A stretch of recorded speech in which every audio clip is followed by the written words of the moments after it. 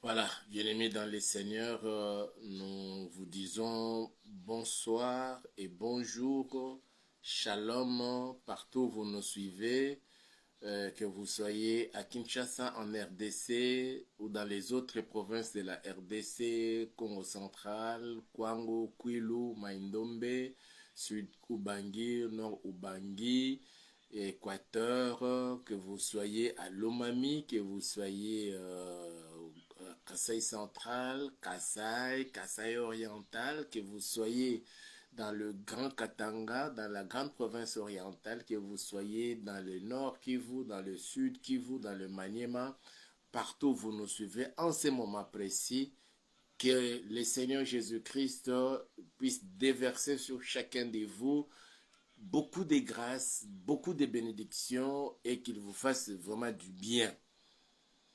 Nous sommes encore là. Nous avons annoncé que l'on devrait commencer à 23h30. Nous avons fixé ces moments-là. Nous avons eu l'espoir que la SNEL devrait nous rétablir l'électricité bien avant cette heure-là. Et fort curieusement, jusqu'à cette heure-ci, nous n'avons pas encore d'électricité, mais nous sommes quand même débrouillés pour avoir cette petite lumière. Je crois que ça nous permet quand même d'être avec vous dans notre grand rendez-vous de ces jours. Puisque nous avons commencé en retard, un très grand retard, nous voulons d'abord vous présenter toutes nos excuses et nous vous prions vraiment de nous être vraiment indulgents. Que mon Dieu vous bénisse. Aujourd'hui encore, nous sommes là. Nous voulons aborder dans le même sens comme hier, où hier nous avons déjà intitulé notre intervention selon la parole ou la réponse de Caïn à l'Éternel, où il lui avait dit, suis-je les gardiens de mon frère? Vu ce que nous avons entendu sortir de la bouche des représentants de plusieurs pays qui s'étaient réunis encore une fois de plus hier dans une réunion de Conseil de sécurité des Nations Unies. Nous avons cru qu'il y aurait cette fois-ci des sanctions contre les Rwandais, l'agresseur de la RDC. Fort curieusement, toujours même langage, nous condamnons, on se limite juste à des condamnations et puis nous croyons que, en tout cas, la solution à ces problèmes, c'est le dialogue. On veut que le gouvernement congolais, au travers de ses représentants, puisse dialoguer avec les M23, tout en sachant, pas seulement le président de la République qui l'avait déjà exprimé plusieurs fois dans plusieurs tribunes que jamais je parlerai ou je négocierai, je dialoguerai avec le M23. Parce que le M23, ce n'est qu'une coquille vide. En réalité, c'est le Rwanda.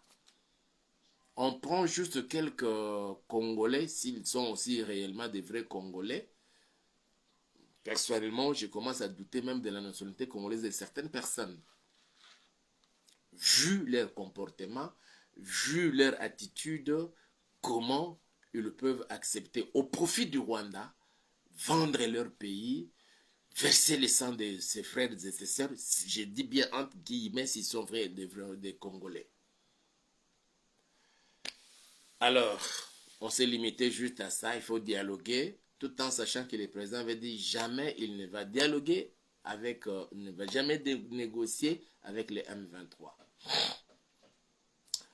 Aussi, il y avait une loi lors de la mandature passée avait été signée, votée au niveau de l'Assemblée nationale sous la conduite bien sûr de son président datant, l'honorable président Mbosso Nkwanga, que désormais plus question de négociations avec tous ceux qui prendront les armes et chercher à être au pouvoir à partir des armes.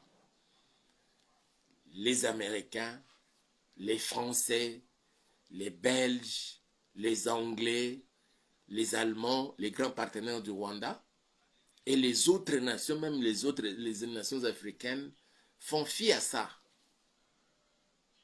Ils s'en fichent de cette loi. ils insistent, il faut toujours la solution passera par la négociation. C'est pourquoi nous avons dit, mes frères et sœurs, Caïn ne sera jamais votre gardien. Une personne avec qui vous n'avez pas le même esprit. Aujourd'hui, je vais quand même, malgré que je serai très court à cause du temps, je vais commencer maintenant à m'ouvrir sur certains points de vue.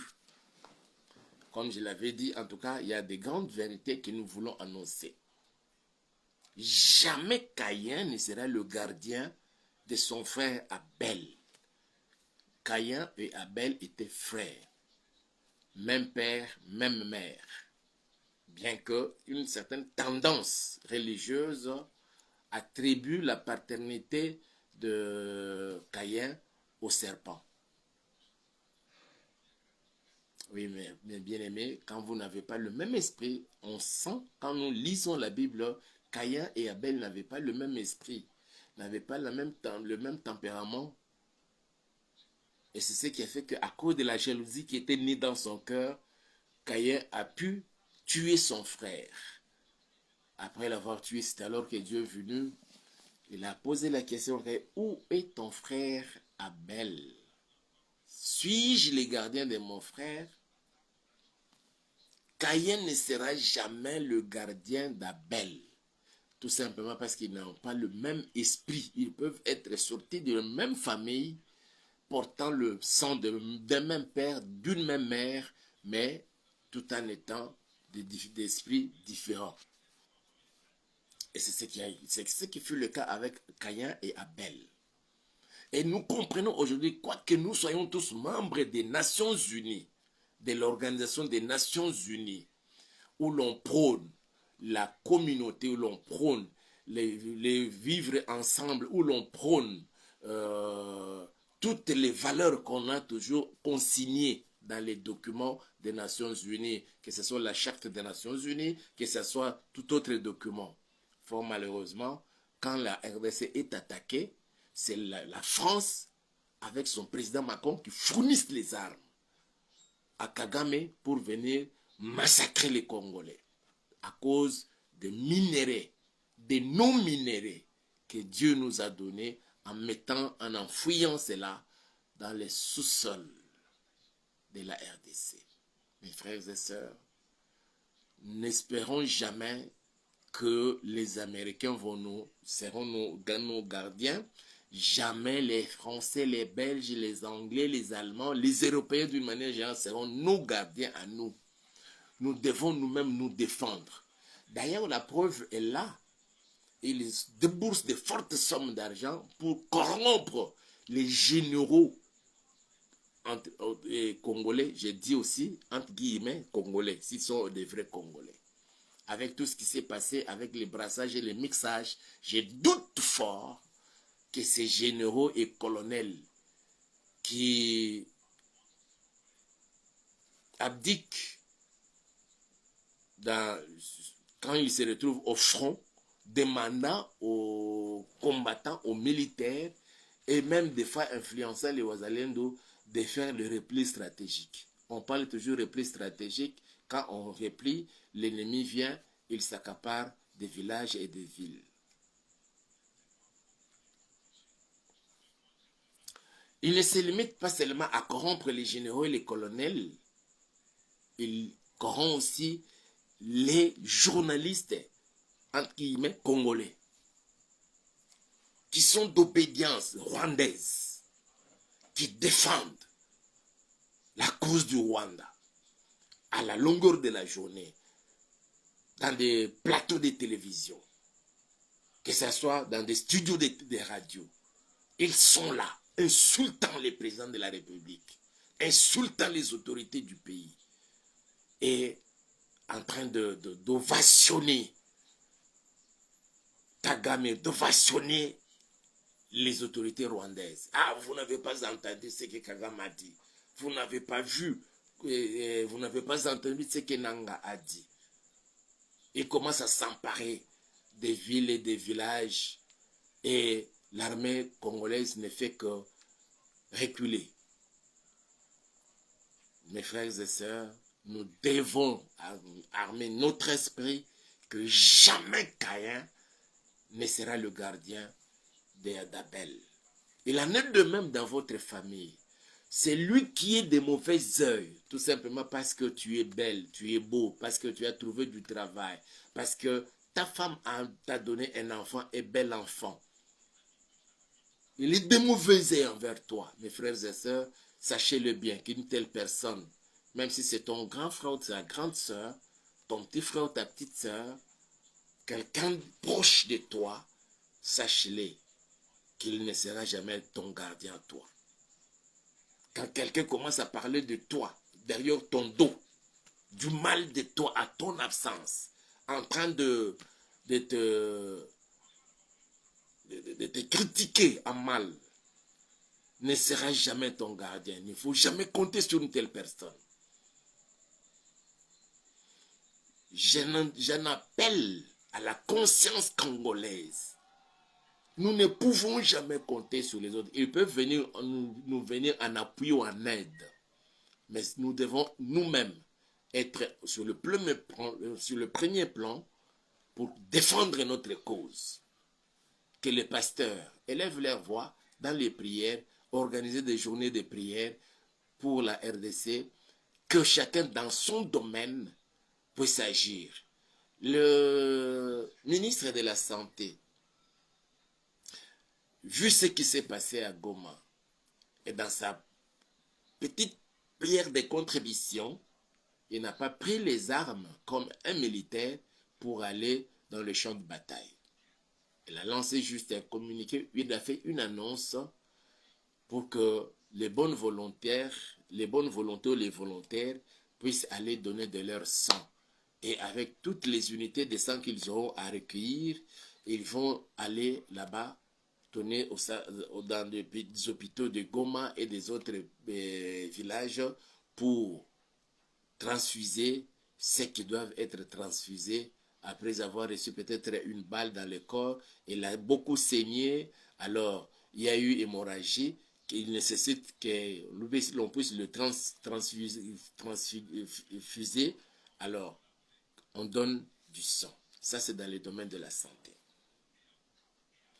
Et nous, chrétiens, pasteurs, ce que nous pouvons faire, c'est juste élever nos mains vers le Seigneur, solliciter son secours, prier, et c'est ça que notre combat nous amène. Nous menons cela dans ces domaines-là.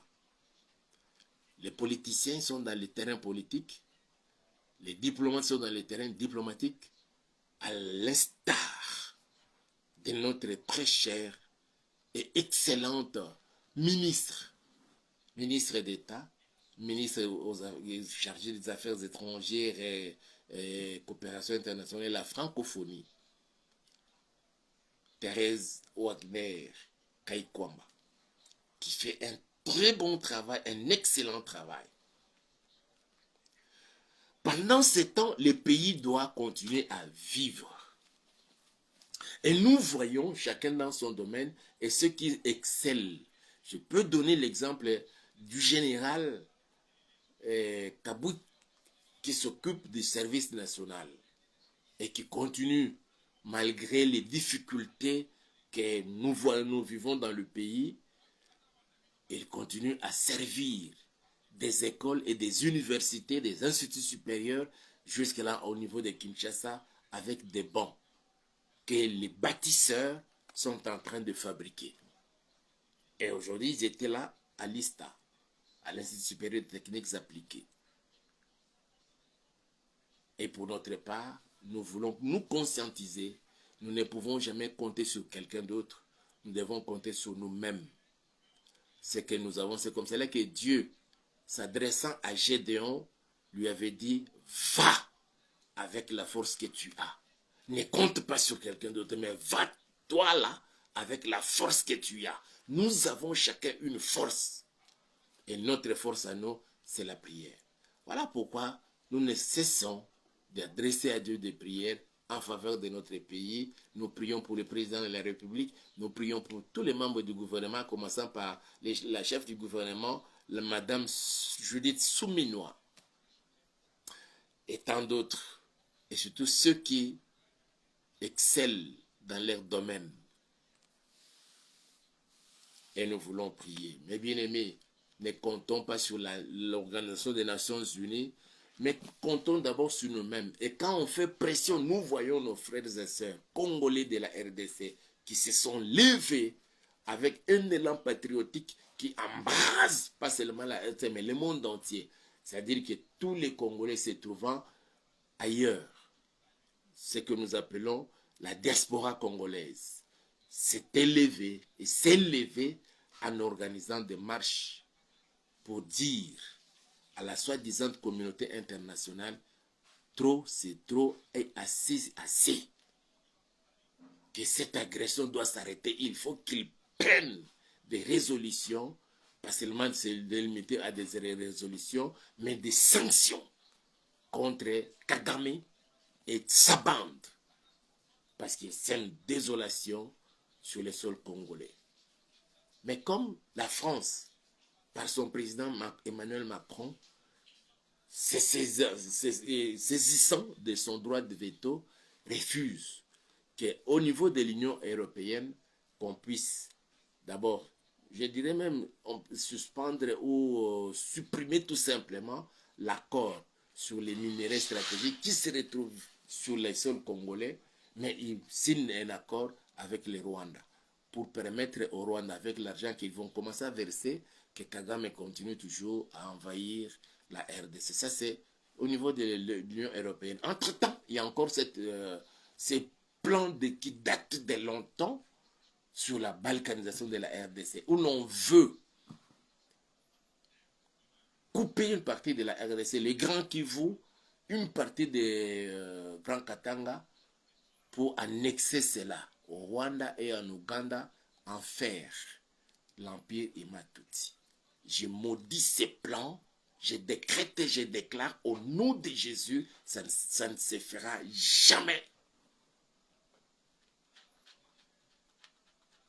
Jésus est vivant. Je dis bien, Jésus est vivant et cela n'arrivera jamais. Au nom puissant de Jésus-Christ de Nazareth. Tous les Congolais. J'ai suivi le ministre du Développement rural. Ce qu'il a déclaré, ça donne foi au corps, mes frères et sœurs. Ce qu'il a dit sur le plateau de télé. Je vais y revenir demain pour éclairer la lanterne de vous tous qui avez l'habitude de nous suivre. Je dis bien, je vais éclairer la lanterne sur les propos du ministre chargé du développement rural. Ce qu'il a déclaré sur l'antenne, sur le plateau de la télévision, d'une télévision de la place ici à Kinshasa. Nous allons prier que le Seigneur soit notre gardien, qu'il soit notre protecteur. Il a dit, je ne vous délaisserai point, je ne vous abandonnerai pas. Quelle promesse, oh, que ce Dieu est merveilleux. Il a promis de ne jamais nous abandonner, de ne jamais abandonner notre président. Et nous allons lui dire qu'il n'abandonne pas notre président, qu'il soit avec lui, que tout complot contre notre président de la République, que cela échoue. Contre sa famille, contre tous les membres du gouvernement, en commençant par la première ministre, Maman Judith Souminoua Toulouka. La ministre des Affaires étrangères qui entre en contact avec tous ces gens-là, qui partent les défier sur leur terrain, que le Seigneur la protège. Et qu'il protège tous ceux qui sont encore fidèles à la RDC et fidèles à leur serment, qu'ils ont prêté serment. Notre sang, c'est pour la défense de l'intégrité territoriale de la RDC et nous acceptons de servir ce pays sous les drapeaux. Nous citons nos vaillants FARDC et nos vaillants Ouazalendo. Nous allons les soutenir.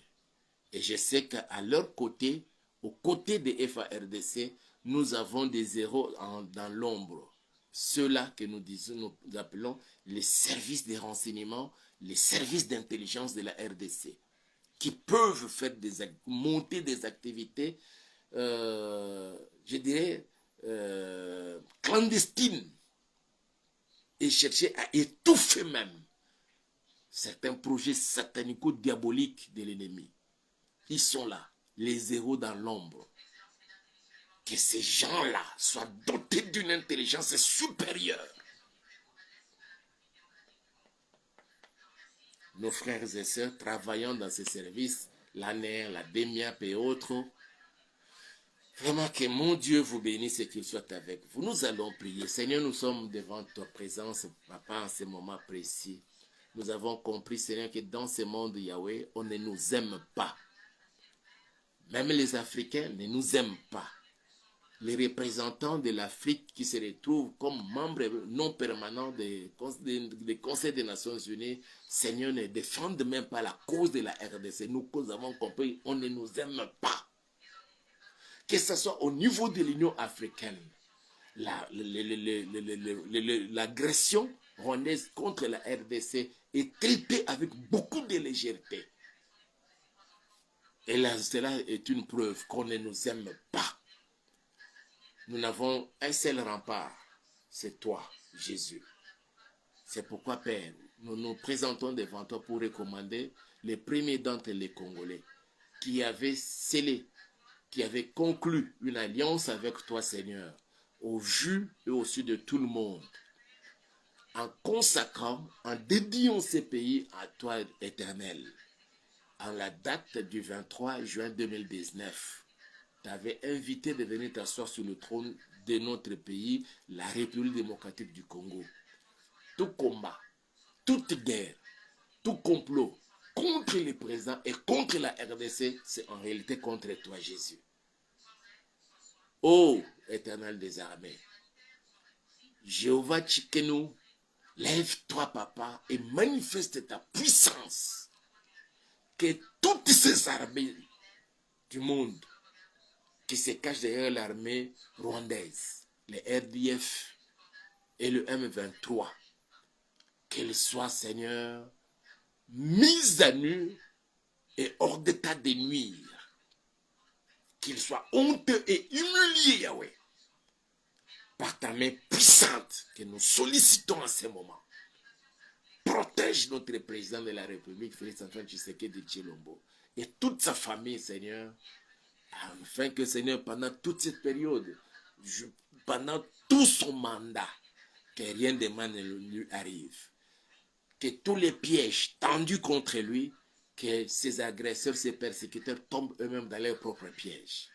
Nous recommandons tous les gouvernements congolais, en commençant par la chef du gouvernement, la première ministre, Maman Judith Suminwa Tuluka, et tous les membres, les VPM, les ministres d'État, les ministres délégués, les vice-ministres, c'est nous te les recommandons. Que la RDC, Père, dans ta puissance, demeure dans sa superficie de 2 345 410 km². Malgré, Seigneur, les chaos que l'on veut amener dans le pays. Que tous les pays ayant accepté que leurs terres deviennent des bases arrières à l'armée rwandaise pour nous attaquer, que les armes que le Rwanda a amenées sur le sol de ces pays-là se retournent contre leurs présidents et ces pays-là. Au nom puissant de Jésus, épargne-nous, Seigneur, du chaos. Épargne-nous, Yahweh, de tous les massacres, Seigneur. Ne permets pas, Seigneur, que ce qu'on a vécu à Goma, à Bukavu, n'arrive encore à d'autres, Seigneur, d'autres villages, villes de mon pays, la RDC.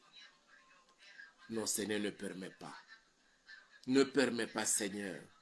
Protège nos FARDC, Seigneur. Protège, Yahweh, nos vaillants militaires de FARDC. Protège, Seigneur, nos Ouazalendo, Papa. Protège, Seigneur, tous nos bien-aimés, nos frères et sœurs qui travaillent dans des services de renseignement et d'intelligence, à l'ANER, à la DEMIAP et autres, Seigneur, Papa. Protège les Seigneurs, dote les Seigneurs d'une capacité de défoncer l'ennemi et d'étouffer chaque complot dans l'œuf. Oui, Père, que l'ennemi soit toujours surpris, même sur le terrain des hostilités. Qu'il surprenne le Rwanda, qu'il surprenne l'armée rwandaise à Goma, qu'il surprenne l'armée rwandaise à Bunagana, qu'il surprenne toutes les armées derrière l'armée rwandaise à Bukavu et partout ailleurs. Que la Kinshasa soit protégée, Congo central soit protégé, les autres provinces soient protégées, dont la force et la détermination, Seigneur, à nos vaillants militaires, Seigneur, de reconquérir tous les territoires sous occupation. Nous te le demandons, Père, au nom puissant de Jésus-Christ de Nazareth, que tout Congolais traître, qui est en communication avec l'ennemi pour faire tomber encore d'autres villages et faire tomber même des Congolais, qu'ils soient vite démasqués et démantelés, que sur les réseaux soient démantelés, papa, et mis hors d'état de nuire. Au nom puissant de Jésus, ma prière, Père, pour mon frère et ma soeur qui m'a suivi et qui me suivra plus tard, que tu ouvres ton ciel et que tu déverses, Seigneur, la pluie de bénédictions, des grâces et des faveurs dans la vie de chacun. Que celui qui n'arrivait pas à dormir, qu'il dorme paisiblement. Que celui qui est malade soit guéri au nom puissant de Jésus. Que les aveugles voient. Que les malvoyants commencent à voir clairement au nom puissant de Jésus-Christ de Nazareth. Et ceux qui ont besoin, Seigneur, de l'argent, pourvois aux besoins de ton peuple. Donne, Seigneur, la bonne santé, papa, et l'intelligence aux enfants qui sont encore sur le banc de l'école, de la maternelle jusqu'aux universités. Je te les recommande, Père, et je les bénis. Dans le précieux et puissant nom de Jésus, nous avons ainsi prié. Et nous disons, Amen.